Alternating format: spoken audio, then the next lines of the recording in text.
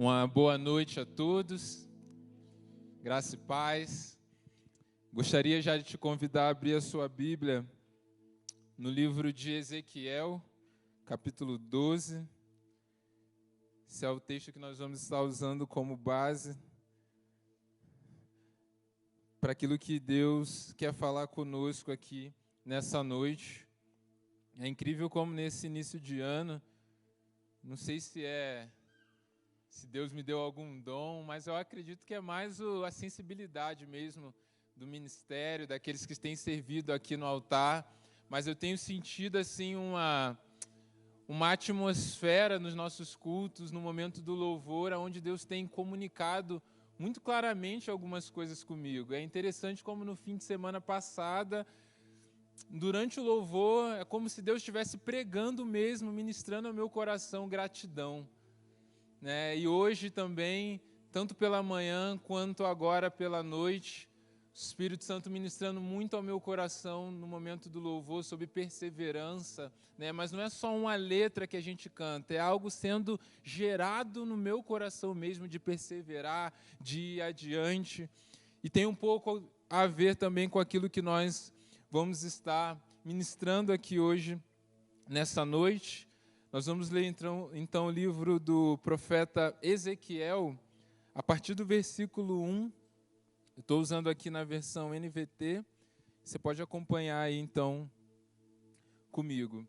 Diz assim: Recebi mais uma mensagem do Senhor. Filho do homem, você vive entre rebeldes que têm olhos, mas não querem ver, que têm ouvidos, mas não querem ouvir, pois são um povo rebelde. Portanto, filho do homem, prepare sua bagagem com os poucos pertences que um exilado conseguiria carregar. Sai de sua casa e vá para outro lugar, como se tivesse sido enviado para o exílio. Faça isso diante de todos, para que o vejam. Talvez prestem atenção, embora sejam rebeldes. Leve sua bagagem para fora, durante o dia, à vista de todos. E ao anoitecer, enquanto o observam, saia de sua casa, como fazem os exilados. Faça um buraco no muro e saia por ele, diante de todos. Enquanto o observam, coloque sua bagagem nos ombros e caminhe na escuridão da noite. Cubra o rosto para que não veja a terra que está deixando para trás, pois fiz de você um sinal para o povo de Israel. Assim, aqui é Ezequiel falando, assim fiz o que me foi ordenado. À luz do dia, carreguei para fora minha bagagem, com as coisas que levaria para o exílio. Ao anoitecer, enquanto o povo observava, fiz um buraco no muro com as mãos e caminhei na escuridão da noite com a bagagem sobre os ombros. Na manhã seguinte, recebi essa mensagem do Senhor. Filho do homem, esses rebeldes, o povo de Israel, lhe perguntaram o que significa tudo isso que você fez? Diga-lhes, assim diz o Senhor soberano. Essas ações contêm uma advertência para o rei Zedequias, em Jerusalém, e para todo o povo de Israel.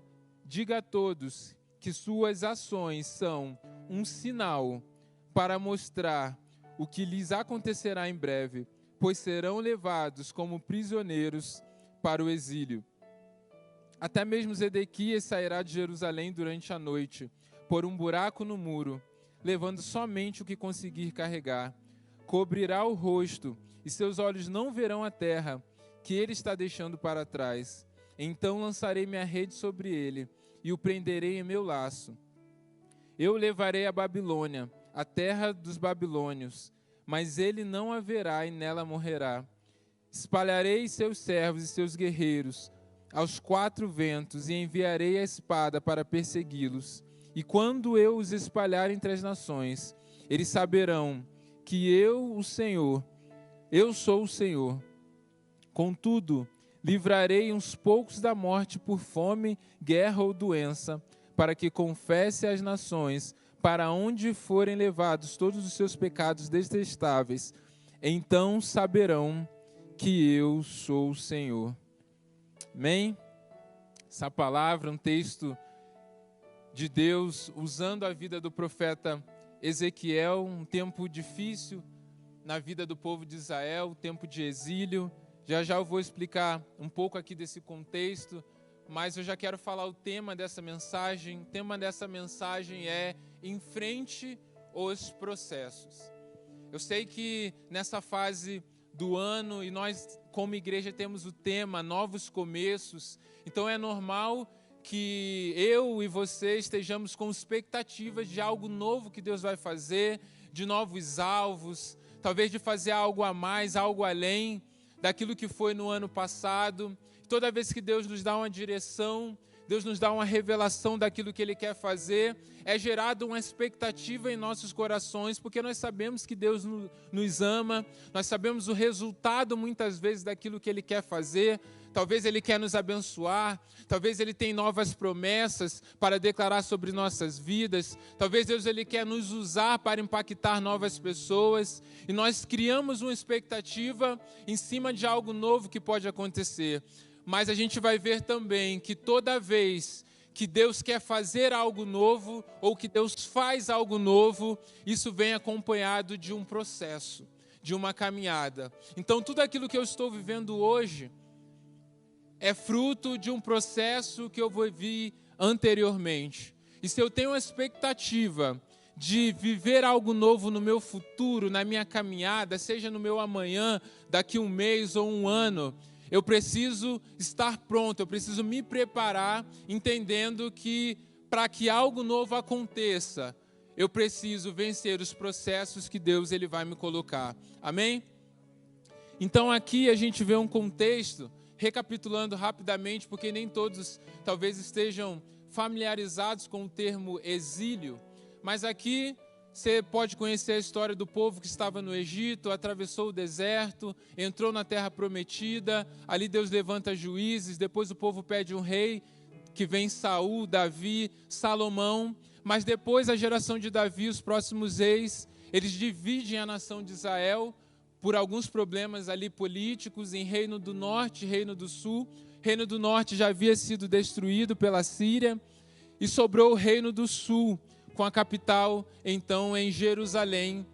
E os mesmos erros que o Reino do Norte cometeu, o Reino do Sul também comete, de desobedecer ao Senhor, de caminhar de uma maneira diferente daquilo que Deus tinha ordenado. Muitos profetas são levantados nesse período para avisar, olha, vocês vão sofrer as consequências dessa desobediência. E muitos profetas que são contemporâneos aqui, como por exemplo Jeremias, então anuncia que eles sofreriam um exílio de 70 anos. E o texto que nós lemos, então, o povo já está vivendo o exílio. Então, Nabucodonosor, que era então governante da Babilônia, já havia então combatido contra o povo em Jerusalém, em Judá, e já tinha vencido a nação de Israel. Nessa primeira vitória é quando eles levam cativos muitos judeus para a Babilônia, mas eles não levam todo mundo. A gente vai ver ali no livro de Daniel que eles escolhem aqueles que tinham alguma relevância no povo, aqueles que eram saudáveis, aqueles que eram inteligentes, aqueles que vinham de uma linhagem, de uma família importante, influente no meio do povo.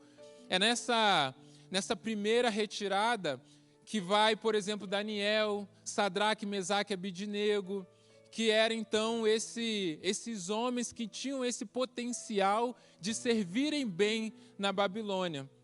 Uma vez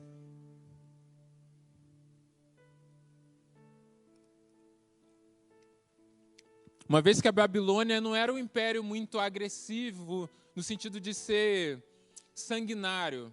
Então, eles estavam presos, eles eram escravos, mas não eram escravos como no Egito, por exemplo. Eles tinham trabalho, cada um tinha sua casa.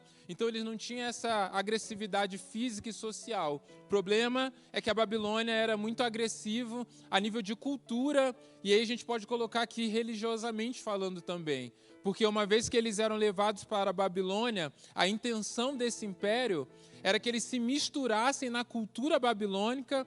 Então a gente já vê os nomes eram mudados para que eles se tornassem também, então, babilônios ali naquele lugar. E assim, aquela nação se perdia, caía no esquecimento, deixava de existir. Então havia uma agressividade cultural, mas não era uma agressividade física em relação a isso. Mas tudo bem, vamos lá. Se um grupo, e esse grupo era mais ou menos 10 mil homens, famílias, foram levados, inclusive o rei da época, Joaquim, foi levado também para a Babilônia. O que fazer com aqueles que continuaram? Então a gente teve um povo que mesmo a cidade abalada, mesmo o templo destruído ali, também parte do templo destruído, eles estavam ali.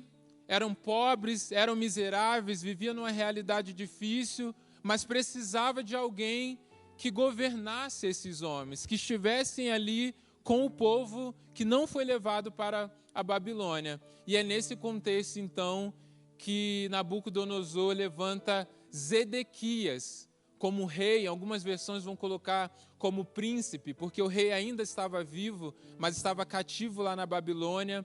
Então, nesse contexto, o povo não estava na Babilônia. Esse povo aqui estava em Jerusalém, sob comando de Zedequias, em uma aliança com a Babilônia, ou seja, Zedequias era um subordinado de Nabucodonosor em uma aliança onde, olha, se você fizer tudo direitinho, se você obedecer à Babilônia, vai ficar tudo bem com vocês. Vocês vão viver tranquilo, vão viver em paz. Mas caso vocês aprontem, caso vocês cometam algo diferente do que aquilo que a gente está ordenando, a gente vai vir aqui, vamos destruir a cidade, vamos matar pessoas, vamos levar outros cativos. Então, eles ficaram acordados dessa forma. Só que Zedequias, ele tinha uma oportunidade. Ele tinha a oportunidade, vendo que as profecias já estavam se cumprindo, vendo que o exílio já tinha começado, vendo a consequência dos erros dos seus antecessores, ele poderia pensar assim: é um novo começo, é uma nova caminhada. Agora eu tenho um povo aqui que está sofrendo, mas eu posso fazer diferente, eu vou obedecer ao Senhor, nós vamos restaurar esse lugar. E esse exílio, esse processo, que foi o processo que Deus escolheu para tratar o povo, para tratar o coração do povo, para que o coração do povo se voltasse para o Senhor, esse processo vai passar e a gente vai ser novamente uma nação cujo Deus é o Senhor. Ele poderia pensar dessa forma, um novo começo, enfrentando o processo que Deus tinha permitido que ele estivesse. Mas ao invés de Zedequias pensar dessa forma, Zedequias comete os mesmos erros dos seus antecessores. Desobedece ao Senhor, não ouve a voz dos profetas, que diziam assim: olha, você vai pecar contra o Senhor, você vai ser levado para o exílio. Jeremias falava, aí vinha Ezequiel, como nós vemos aqui na profecia: olha, você será destruído, você será levado, mas você não verá a Babilônia. E aí, os homens daquela época, eles falavam assim: não, já foi, agora a gente vai viver aqui, e essa destruição que eles estão falando vai ser na outra geração. Olha, um fala que você vai para a Babilônia, o outro fala que você não vai ver a Babilônia. Mais para frente a gente vai explicar um pouco isso. Então, está tudo se contradizendo, não é verdade essas profecias, a gente vai viver bem aqui, a gente vai prosperar. E esses homens duvidavam daquilo que Deus está falando, mas Deus é misericordioso. Olha, Deus, ele é insistente. Então Deus, ele fala assim: olha, a gente fala, e esses homens não nos ouvem. Não querem ouvir a minha voz. Então vou fazer o seguinte, Ezequiel. Agora a gente vai desenhar. Então, Ezequiel, ele já era sacerdote, ele já foi levantado por Deus para ser profeta agora, e aí Deus fala assim, Ezequiel, agora você vai ser ator. Porque você vai ter que ir lá no meio de todo mundo do povo, de dia, quando todo mundo estiver vendo, e você vai dramatizar. É como se ele fosse fazer uma pantomima lá do que vai acontecer com o povo, mais específico com o rei Zedequias. É por isso que Deus fala, vai lá, pega a sua bagagem, só aquilo que você consegue carregar nas costas, espera todo mundo estar vendo, observando. Não sei se ele era bom de encenação, né? Mas não é fácil, né? Você proclamar a palavra dessa forma, com todo mundo vendo, ainda mais naquela tensão onde os profetas eram perseguidos. Mas ele carrega a bagagem, ele tinha que fazer a encenação lá, fazer um buraco no muro, e aí ele tinha que se disfarçar, se cobrir e fugir por aquele muro. E aquilo representava o que aconteceria com aquele povo. E Deus disse assim, olha, Ezequiel, faça isso, porque você será um sinal para o povo. E eu acho interessante, porque o texto vai dizer que Ezequiel falou, assim como o Senhor disse, assim eu fiz. Nós vemos muitos profetas que quando vão profetizar, eles dizem assim, assim diz o Senhor. Conforme o Senhor me disse, eu falei. Mas aqui não. Aqui ele diz, conforme o Senhor falou, assim eu fiz. É como se o profeta e a mensagem tivessem se reunido em um só. E as atitudes que Ezequiel tomou ali naquele lugar ilustrou a profecia daquilo que ia acontecer no meio do povo. E eu creio que para esse tempo também, os processos que Deus tem para as nossas vidas, Deus quer levantar aqueles que serão um sinal para o povo. Aqueles que obedecerão, aqueles que farão aquilo que Deus está dizendo. E as pessoas vão olhar e vão dizer, olha, esse é o sinal de que tudo aquilo que Deus falou vai acontecer. Amém? Só que quando Ezequiel faz isso, profetiza dessa forma, o povo continua resistente. Depois a gente vê, se você quiser ler depois, no o segundo livro dos Reis, capítulo 24, vai estar todo o cumprimento dessa profecia. E exatamente como Ezequiel fez, aconteceu no meio do povo. Zedequias. Da mesma maneira que Ezequiel, gente, esses nomes, Jeremias, Ezequiel, dá uma confundida, mas vamos lá. Da mesma forma que Ezequiel falou, fez, aconteceu com Zedequias. Zedequias, ele fez uma aliança com o Egito para tentar se livrar da Babilônia, mas a Babilônia fez um cerco, derrotou o Egito e depois invadiu Jerusalém. E tudo aquilo que Ezequiel falou aconteceu. Zedequias teve que pegar as suas coisas e ele teve que sair fugido por um buraco do muro. Só que quando a gente fala sobre enfrentar processos, as consequências da atitude de Zedequias comunicam algumas coisas para nós, sobre como nós devemos enfrentar os processos de Deus e por que nós não podemos fugir desses processos. Na própria encenação de Ezequiel, ela serve como base para a gente trazer princípios para as nossas vidas, de como nós devemos enfrentar os processos. E a primeira coisa que me chama a atenção é que a gente pode aprender com esse texto que os processos são caminhos desconfortáveis para que nós possamos viver as vontades de Deus. Quem começa rejeitando os processos, termina perdido em seus próprios atalhos. Qual foi o caminho de Zedequias? Terminou a vida tendo que fazer um buraco no muro e fugir da Babilônia, porque ele rejeitou viver o processo de espera no período de cativeiro, que era um juízo de Deus na vida do povo. Ele rejeitou viver esse tempo em obediência ao Senhor. Mas ele preferiu desobedecer e fazer diferente do que aquilo que Deus tinha ordenado. Deus espera de nós que nós sejamos obedientes aos processos dele. Que a gente não desista, como foi falado aqui, que a gente permaneça. Mas sabe por que muitas vezes a gente não aguenta permanecer no processo? Porque quando Deus nos dá uma revelação, quando Deus ele coloca algo em nossas mãos, e aqui a gente pode usar a vida dele, um ministério, ele recebeu ali autoridade, Deus permitiu que ele estivesse à frente do seu povo. A gente olha o quê? Para a parte boa. A gente olha para aquilo que Deus vai fazer, a gente olha para as bênçãos, a gente olha para os benefícios, a gente olha para o resultado. Só que, muitas vezes, porque nós olhamos para o resultado, e esse resultado ele é verdadeiro, a gente sabe que tudo aquilo que Deus ele nos revela, o final será bom, nós nos frustramos muitas vezes, quando no caminho nós percebemos que a realidade não é como a gente esperava. Então, se alguém fala para você aqui, nesse culto, olha, você, lá no seu trabalho, você vai impactar muitas pessoas. Você vai ser um sinal de Deus lá. A nossa expectativa é, como eu vou chegar no meu trabalho amanhã? Amanhã vai ser uma bênção. Amanhã alguém vai vir falar comigo, eu vou falar de Jesus e essa pessoa vai chorar.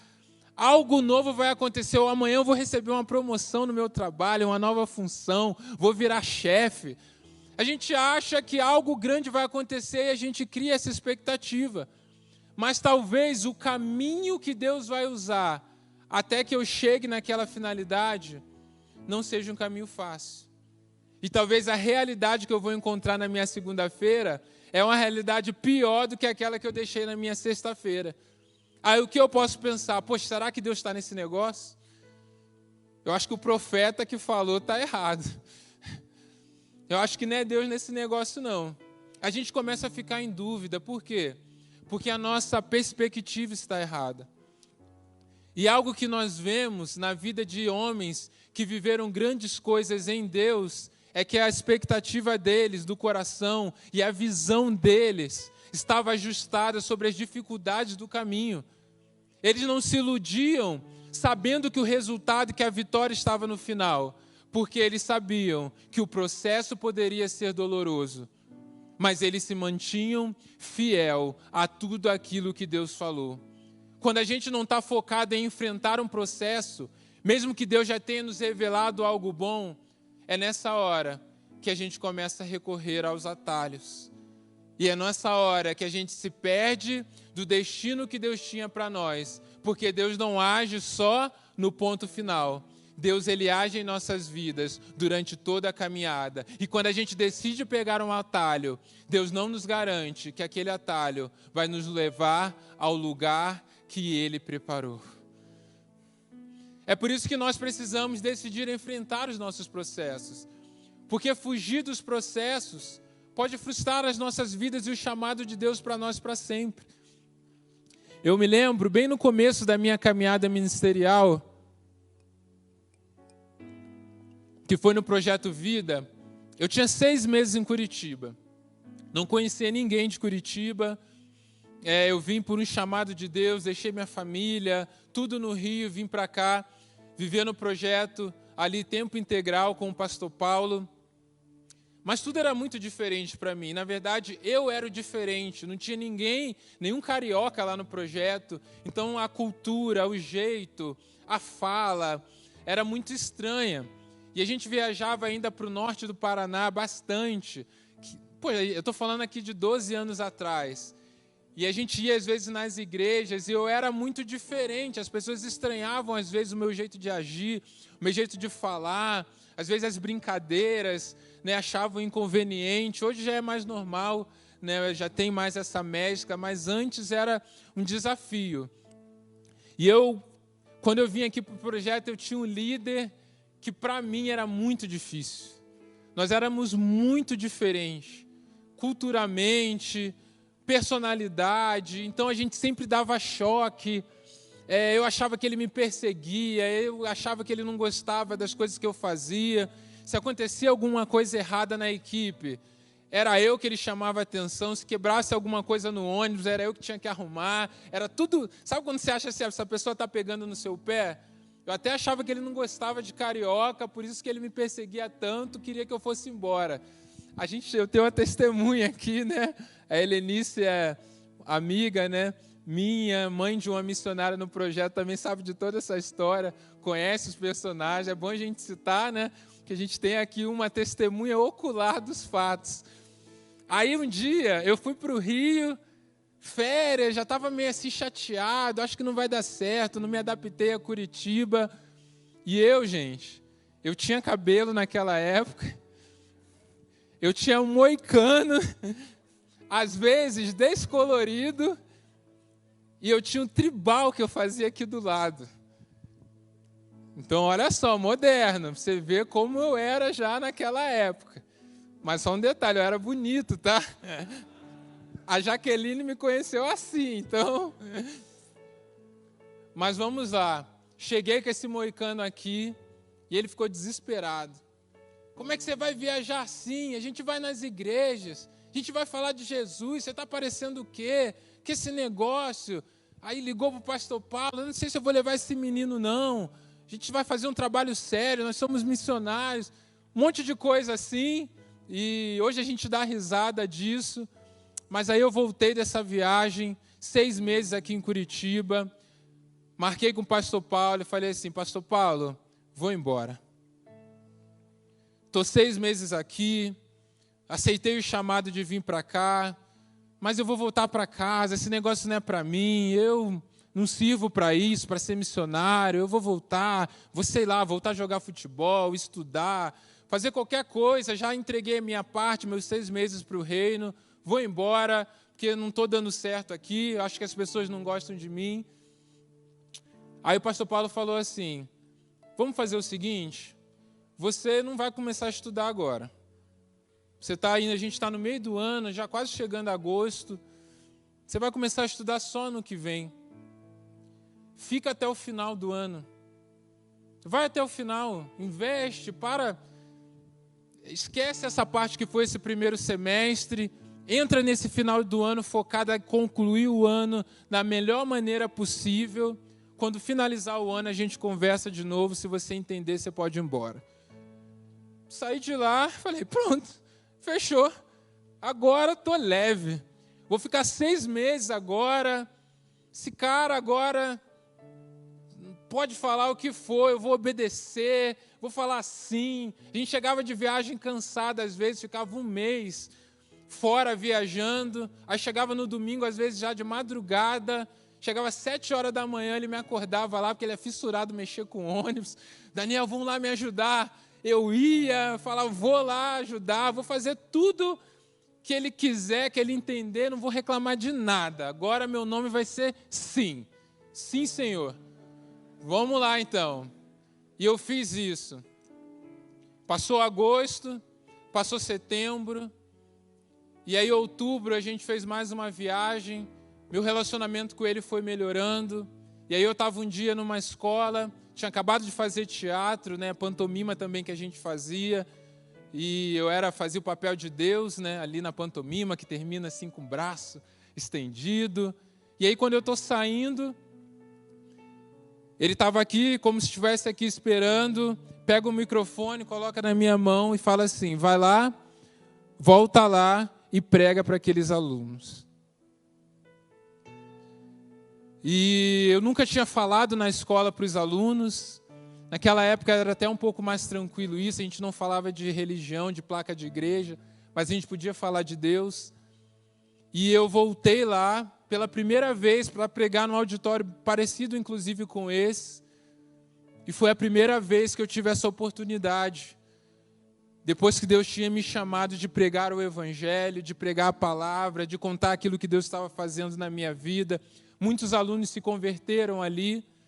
E ali foi um start dessa caminhada minha de vocação pastoral, de pregação também com ele.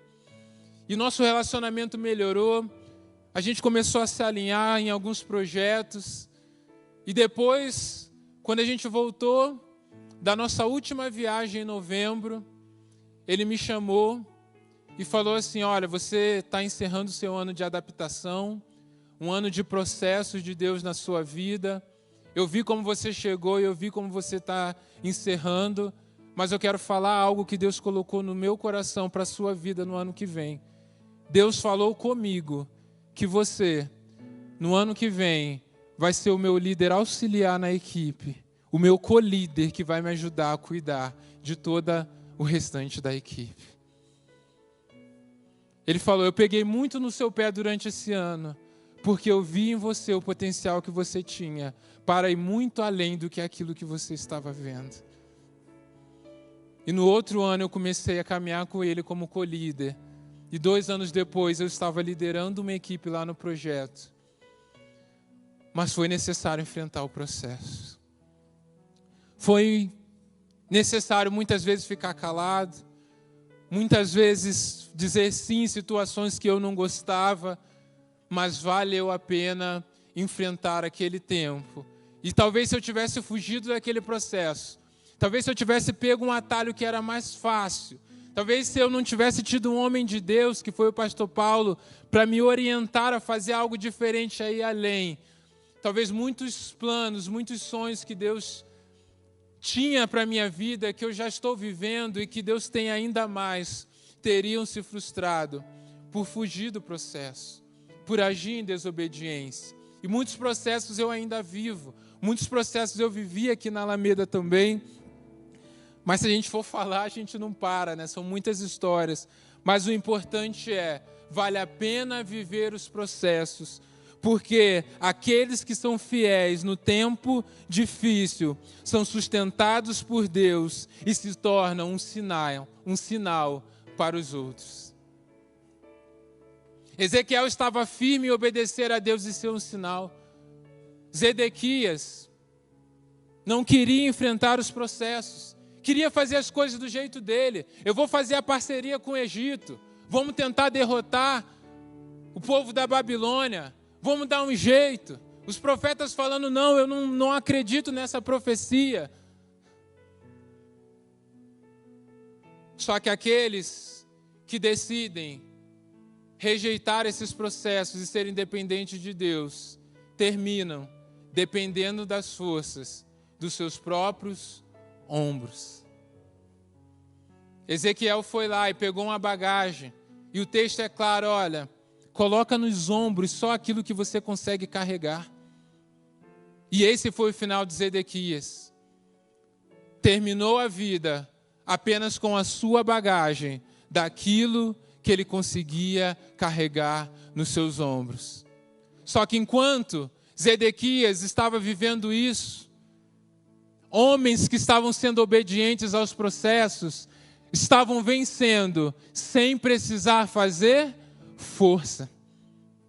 Enquanto Zedequias estava lá reinando, Sadraque, Mesaque e Abidnego estavam lá na fornalha, sem fazer força, no meio da Babilônia, mas Deus estava com eles, porque eles se manteram obedientes e Deus sustentou.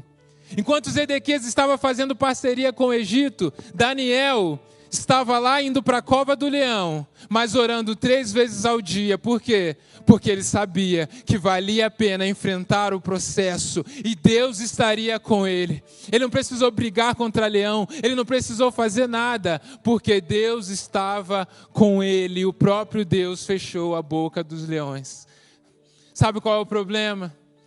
Nós queremos antecipar as coisas usando as nossas próprias forças. A gente quer usar a força do braço.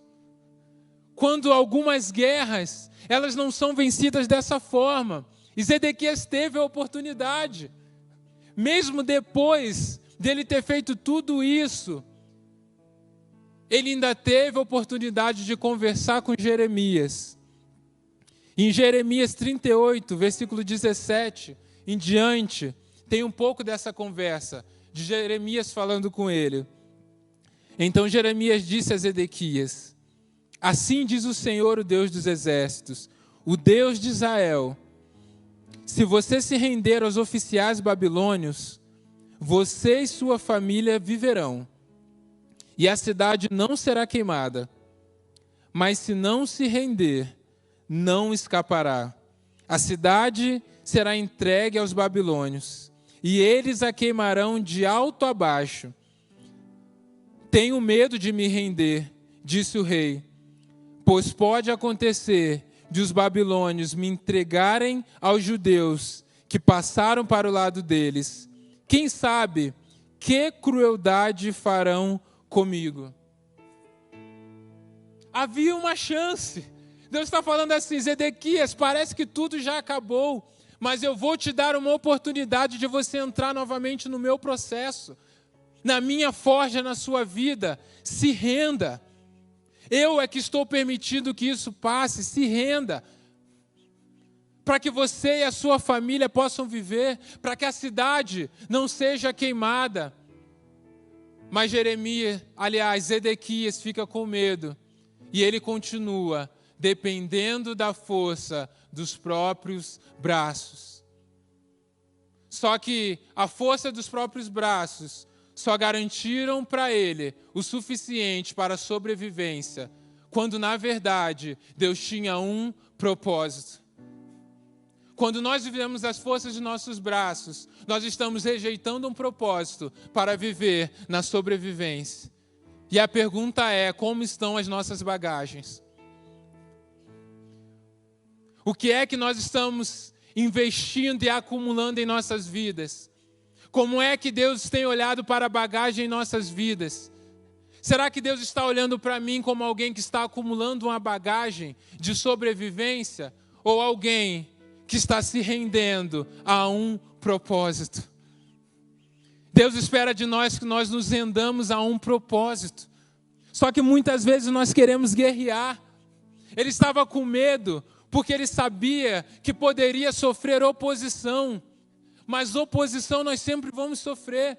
Você vai sofrer oposição na sua vida. Você vai sofrer oposições no casamento. A igreja vai sofrer oposição no mundo, na cidade, na nação. Só que Zedequias precisava entender que se opor é diferente de se prevalecer.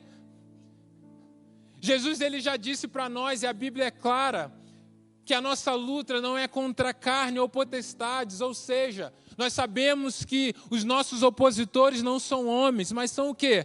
As obras do inferno.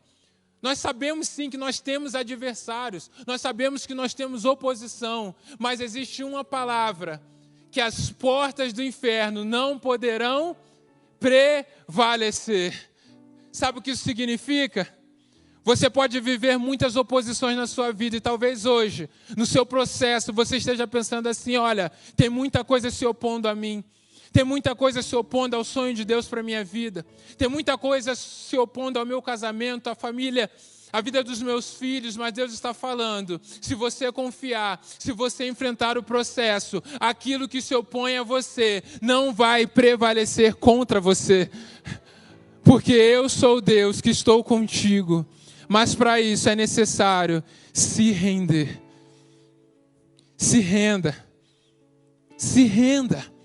Renda o seu coração ao Senhor, porque às vezes não é a guerra que Deus quer, às vezes é o rendimento, a rendição do nosso coração que vai fazer com que Deus nos capacite com sabedoria e obediência para discernir as lutas que nós estamos guerreando. Existe tempo sim de declarar, de guerrear, mas existe tempo de entender que o Espírito Santo nem sempre vai agir para nos empoderar com um poder para resolver a situação que nós estamos vivendo, mas Ele vai nos trazer a convicção da identidade de Cristo em nós, para que diante dos processos possamos agir como o Senhor. E quando muitas vezes nós queremos guerrear, Jesus vai olhar para nós e vai falar da mesma maneira que Ele disse para Pedro: embainha a tua espada. Pedro queria matar um homem. Pedro corta a orelha de um homem. Mas Jesus vai dizer assim: será que eu preciso da sua força, Pedro? E talvez Deus está dizendo isso para nós: será que eu preciso da sua força? Será Será que no processo que eu estou te colocando é da sua guerra, da sua força que eu preciso?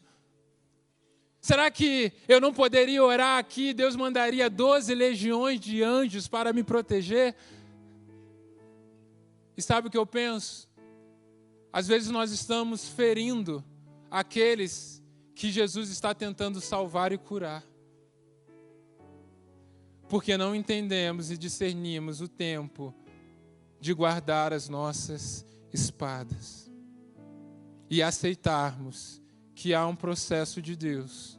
E que a guerra pode fazer com que, inclusive, nós mesmos, com as nossas decisões, com as nossas palavras, machuquemos aqueles que, na verdade, estão precisando de cura e precisando de salvação. Não é assim no casamento? Quantas vezes nós fazemos guerra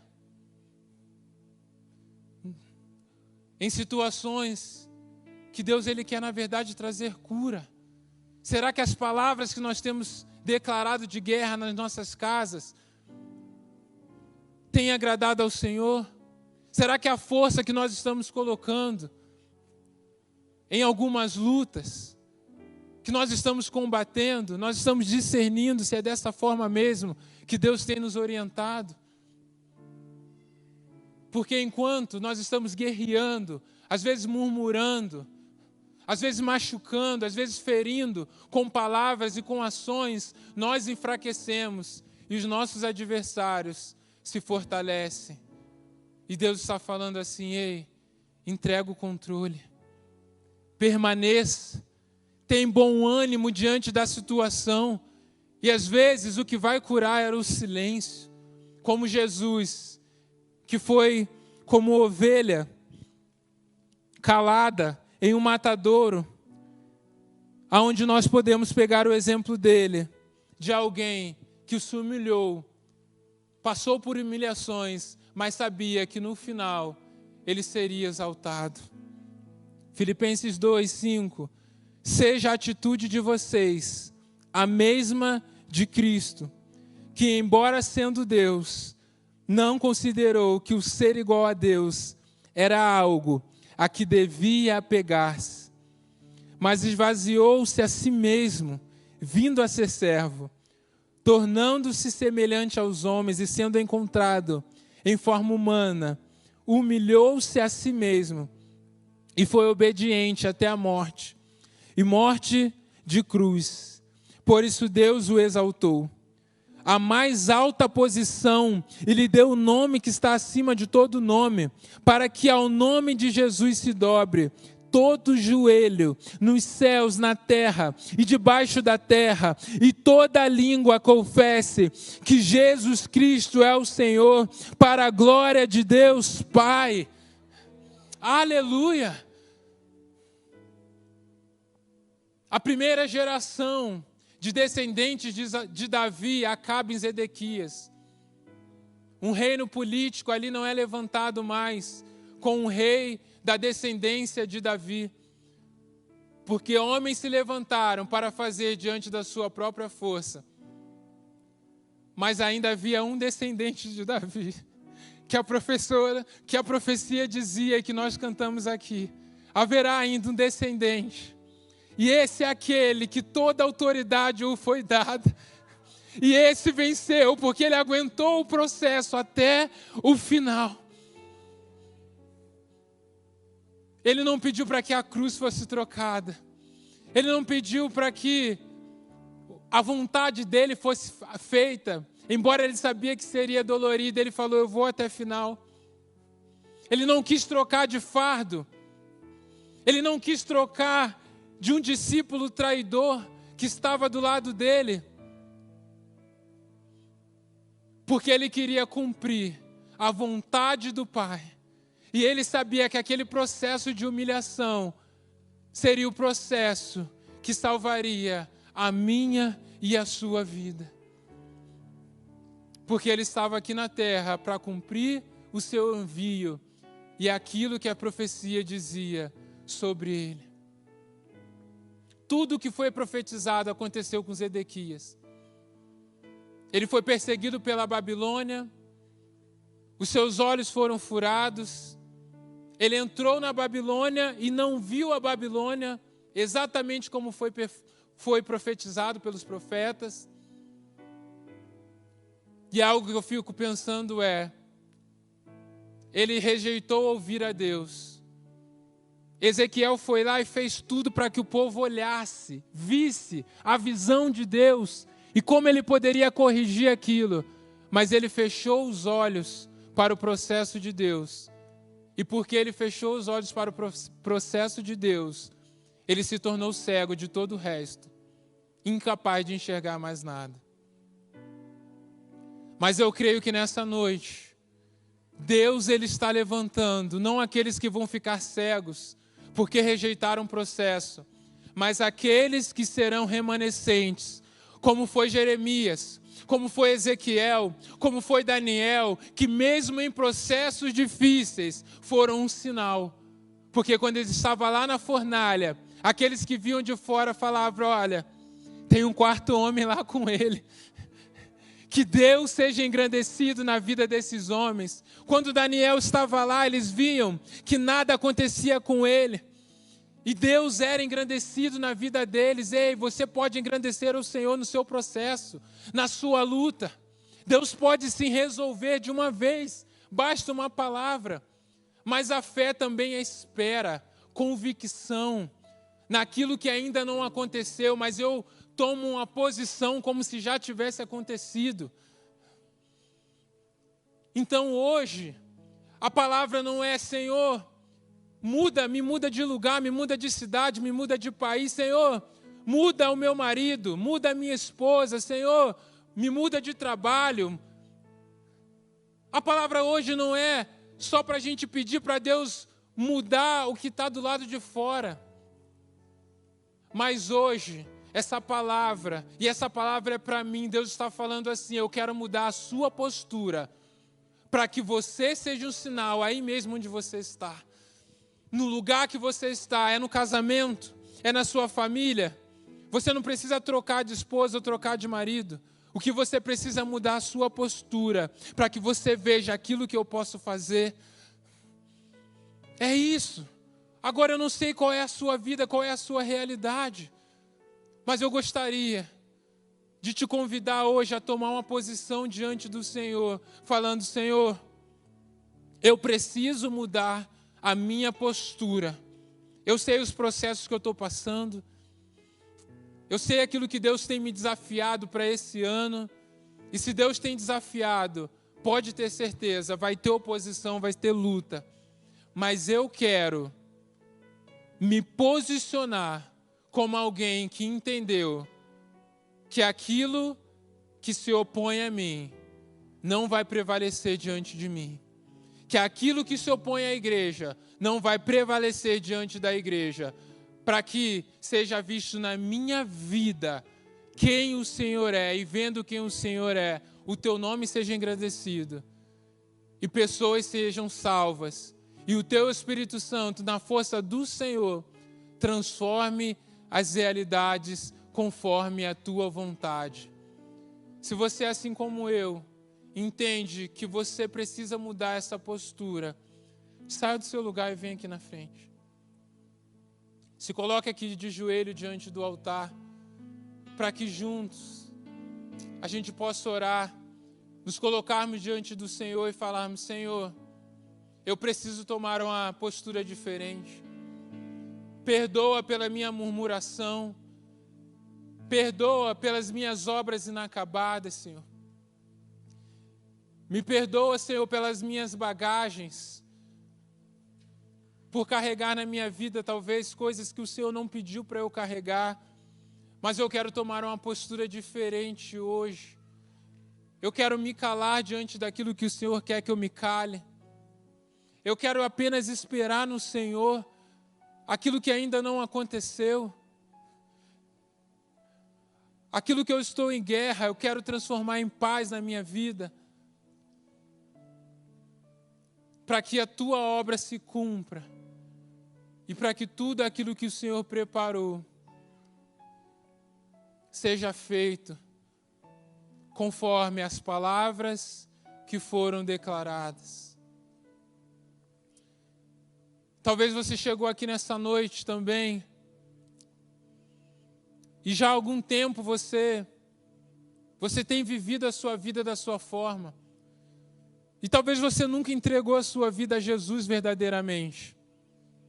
Talvez você nunca se rendeu totalmente ao Senhor e falou assim: Senhor, seja primeiro lugar na minha vida.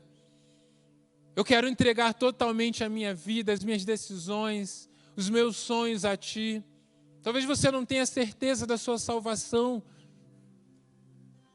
Talvez já tenha até ido algumas vezes, frequentado igrejas, ouvido pregação, mas você nunca tomou assim uma decisão definitiva, um divisor de águas, aonde você deseja entregar a sua vida a Jesus para que Ele molde você em todas as áreas.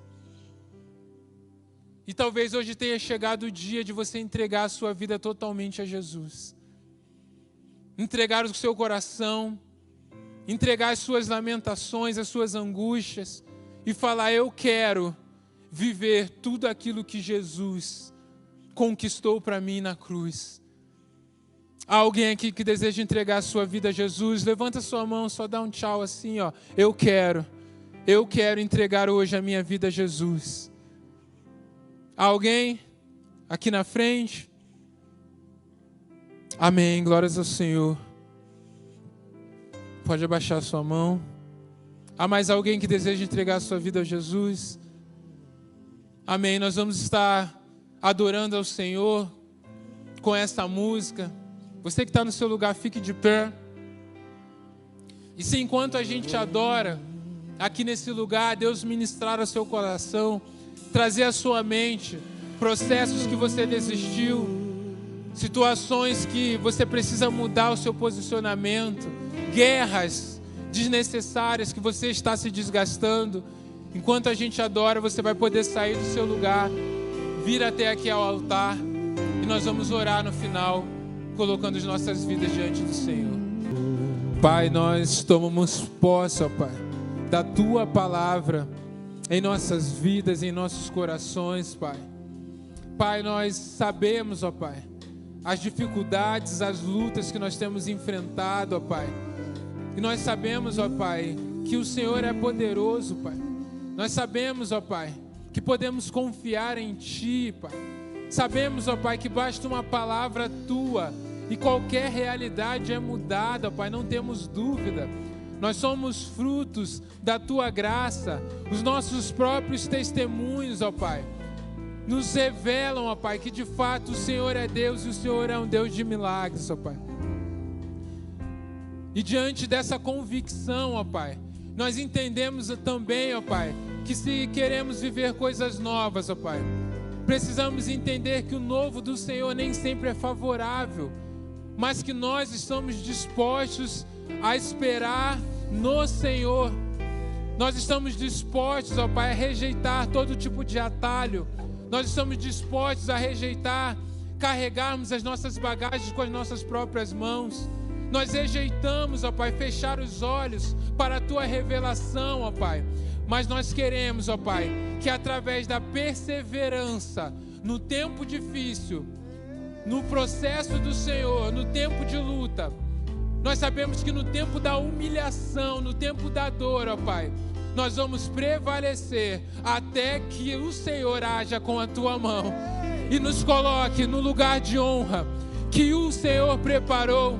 Talvez não seja hoje, talvez não seja aqui nesse lugar, ó Pai, mas nós sabemos que na eternidade contigo seremos, ó Pai, honrados por Ti, receberemos a nossa coroa se formos filhos fiéis a Ti, ó Pai.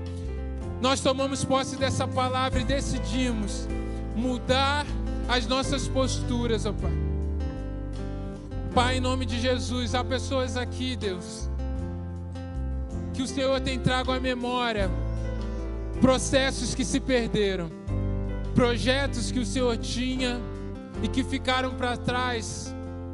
Pai, em nome de Jesus, que nesta semana o Senhor revele uma palavra de direção para que essas pessoas retomem o caminho. Ainda há esperança, ainda não acabou, ainda há uma palavra, ainda há uma chance de se render ao Senhor. Eu declaro em nome de Jesus, que seja assim, ó Pai, para que o novo do Senhor aconteça, em nome de Jesus. Amém. Glórias ao Senhor. Receba essa palavra em nome de Jesus. E que você possa ir para a sua casa para ter uma semana que eu não sei se vai ser mais fácil, mas a presença do Senhor está contigo e você vai prevalecer. Amém? Amém, gente. Vamos encerrar então o nosso culto. Faça assim com a sua mão. Pai, nós agradecemos por esse culto, Pai. E que o amor de Deus, nosso Pai, que a graça salvadora de Jesus Cristo e que a comunhão do Teu Espírito Santo seja sobre todos, seja sobre as nossas casas, nossas famílias e sobre toda a Tua igreja na terra, hoje e para todo sempre. Em nome de Jesus. Amém. Que Deus te abençoe. Vai na paz do Senhor. Se você é visitante, passa lá atrás no nosso stand. Nós queremos dar um presente para você. E nós queremos te conhecer também melhor. Passe lá e a gente quer fazer contato com